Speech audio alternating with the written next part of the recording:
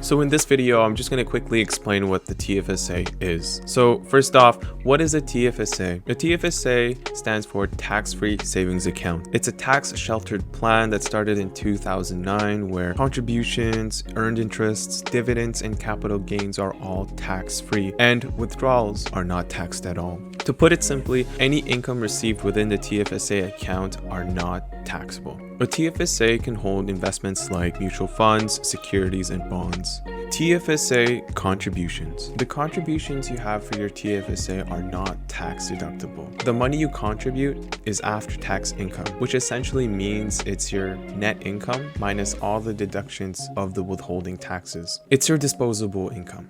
If your salary is $100,000 and your withholding tax is $35,000, the source of contribution is only within that income of $65,000. However, there is this contribution room, which is the limited amount anyone can deposit within a certain year. Any unused contribution room you have will compound throughout the years, especially if you haven't been contributing since 2009.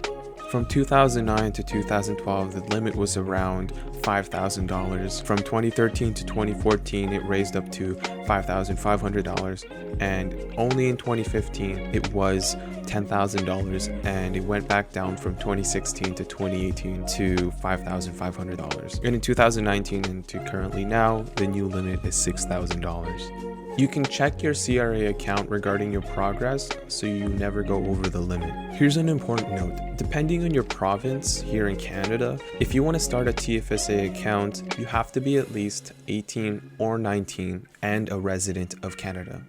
And that's it. It doesn't matter whether your income is low or high, just as long as you're 18 and a resident, then you can pretty much start at any time. TFSA withdrawals. Withdrawals can be made pretty much any time, and any withdrawal amount is added back to your contribution room at the beginning of the following year.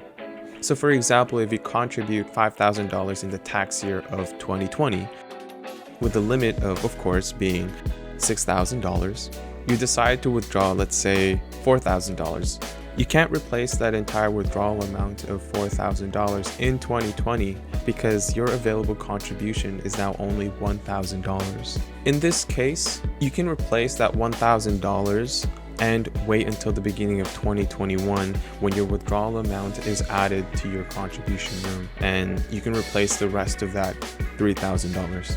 And let's say you had $10,000 in your TFSA account and it grew to $50,000. You can withdraw that entire amount of $50,000 completely tax-free. And if you want, in the very next year, you can recontribute that amount of $50,000 plus the new limit in that new year. So in 2021, that'll be a grand total of $56,000. You can have as many TFSA accounts, but all those accounts will have that one limit between all of them. If you have 1, 10, or 20 accounts, the limit is still $6,000 or whatever the amount is for that particular year. To sum it all up, if you have a TFSA account, any growth in the investment that you have will not be taxed. At the end of the year, not saying that you should, you have the ability to withdraw the entire amount. All in all, this is a great plan for beginners looking for any short-term investments they have to make. And it's pretty much for anybody at this point. It's great for its simplicity and flexibility. I personally have one right now, but it's just for emergencies or if I need it for school or anything like that. But if I were to use it for retirement or any long-term investments, I'm not too sure that I would recommend this. It definitely has its ups and downs, but again, as I mentioned, it's pretty much for anyone and pretty much for any beginners out there. I would say that this is something that I started with. This is something that, yeah, it's like if you really just want to get into it and you want to at least try something, if you're at least interested, the TFSA is a good way to start it all off. If you guys learned something new or at least enjoyed the video, if you can support the channel, that would be amazing. I will be breaking down a little bit more of this, especially here in Canada, because there's not a lot of videos regarding these particular topics. So if you guys have any comments, questions, or concerns, please let me know. I hope you guys have a wonderful day.